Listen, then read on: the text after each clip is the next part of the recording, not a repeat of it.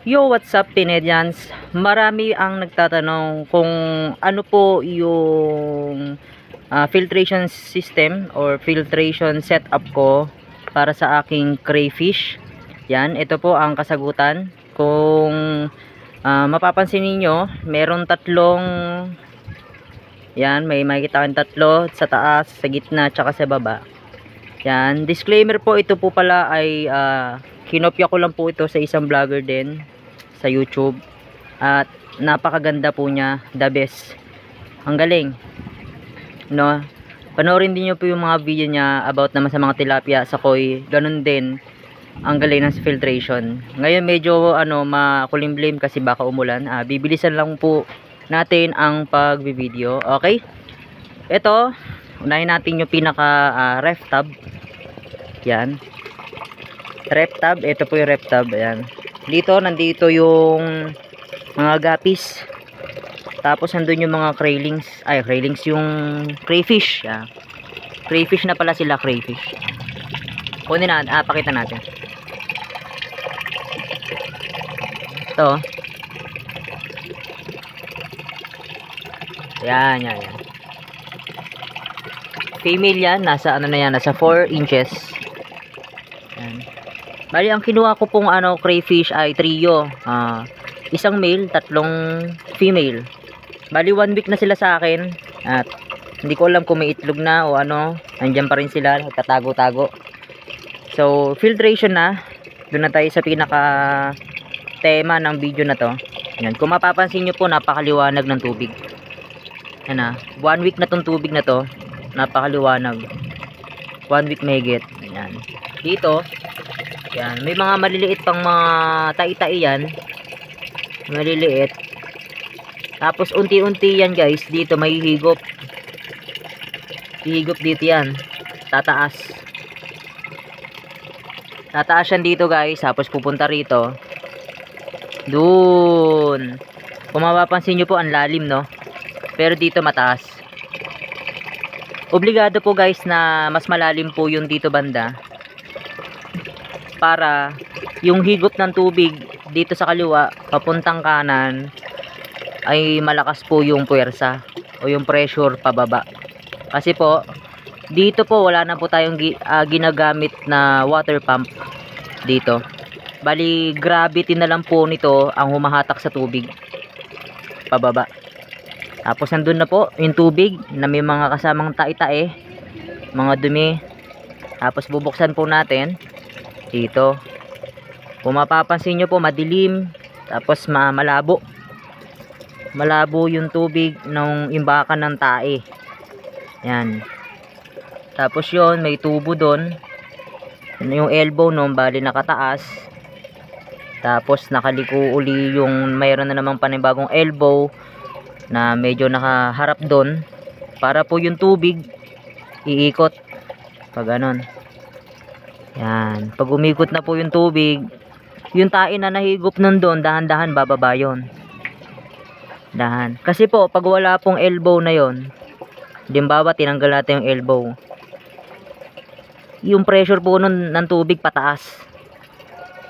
Wala pong pagkakataon yung tae na bumaba. Baka po mahigop lang dito sa water pump. Kaya nilagyan po natin ng elbow, katulad doon sa nakita ko sa YouTube sa may vlogger, para yung ikot ng tubig pag ganun po, malayo po yung ikot nun, unti-unti nun yung tae malalaglag, bababa. Maniwala po kayo sa hindi, mabigat po yung tae ng crayfish tsaka ng guppies, bababa po yun dun. Medyo madilim lang kasi. Yan, pero nandun na yon. Ngayon meron na naman doon, ito na yon, yung pinaka drainage. Kung gusto kong magpalit ng tubig, magbawas ng tubig, tapos habang nagbabawas po ng tubig, mahihigop na yung tae nun. Pero syempre hindi lahat mahihigop. Pwede mo siyang ganunin ng kamay, ganun, or ng walis o anuman, para unti-unting hihigop dun. Ngayon, water pump. Isang water pump lang po ang ginagamit ko rito sa tatlo na yan. Yan, ito lang po yun nandito. Yan. Ayun po yung water pump na yan. Nasa 18 watts. 18 watts lang po yan. Tapos nilagyan ko na lang din ng bato para lumubog siya. Kasi nung una po hindi ko nilagyan ng bato, umangat. Hindi ko alam kung bakit. Yan, tapos doon. Ayan. Ito palang ginamit ko, ano to, yung sa mga, alam niyo sa mga, ano, vulcanizing. Yan yung hose. Ayan. Yung hose na sa vulcanize. Doon, punta tayo doon.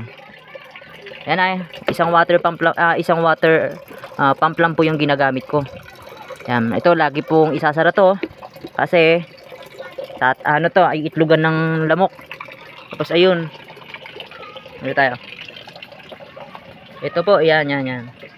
Dito na po yan, papunta doon. Tapos buksan po natin. Bali actually, sabi po nung vlogger do sa YouTube, ito talaga hindi binubuksan. Hindi po siya binubuksan. At hindi din dapat nililinis. Kahit mga once a year daw nililinis. Kasi, dapat ang nililinis lang daw yun. Kasi andun yung mga tae.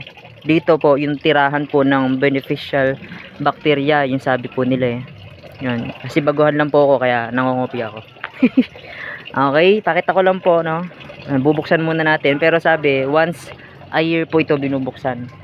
Ano po, kasi malinis naman na yung loob niyan. Dahil andun naman yung dumi. Buksan natin. Ngayon, para saan to? Ano po ito binili ko, ano? Solar to, air pump. Dito, para sa loob. Bakit po? Air pump. Bakit may air pump? Ayan. Nakikita nyo po, may sariling oxygen din yung tirahan po ng beneficial bacteria. May sariling oxygen. Kasi, ano rin sila, living things, kailangan din nilang mabuhay. Ganon. Yung beneficial bacteria, sila na po yung magpapaganda ng quality ng tubig para doon sa crayfish at sa guppies, mabuhay sila. Para po hindi tumaas yung ammonia. Ganon. Hindi ko alam kung anong trabaho ng beneficial bacteria, pero yun po yung napanood ko, kaya ginaya ko lang. Ano po yung nilagay ko? Ito yung tubig po, ito na po yung hose galing doon sa imbakan ng tae. Doon sa loob, nakalubog yan. Nilagay ko po, ito foam. Yan. Foam, tapos may divider. Tapos sa ilalim po nito, yung maliliit na bato. Maliliit na bato po. Yan. Maliliit na ano, yung, basta bato, ganun. Tapos may mga net din yan sa lalim, ayun o. May mga net, tapos may malalaking bato. Tapos, naglagay din po ako ng uling. Siyempre yung uling, binalawan ko muna ng todong-todo para hindi magkulay. Eh, papansin nyo, hindi siya kulay uling. Napaka ano niya, oh, linis. Yan. Dito po naglagay ako ng net. Kasi nung una pong setup ko, pagbukas ko nito, may mga itlog ng manok. Ay, manok. Itlog ng tawag nito, lamok. Magkatunog kasi. Pasensyahan nyo na ako. Yan. Kaya dito, napaka-imposible na makapasok pa yung lamok dito. Yan dito, bagsak na yung tubig niyan dito. Yun, malinis na po yan. Yan. Wala na pong tae dyan. Ganun. Iikot na naman yun doon. Yan. Ito po, yung solar air pump ko, sa ngayon po, isinaksak ko muna. Kasi, makulimlim, kung mapapansin nyo, makulimlim. Wala masyadong araw. Yan. Hindi siya magcha-charge. Sinaksak ko muna. Yan.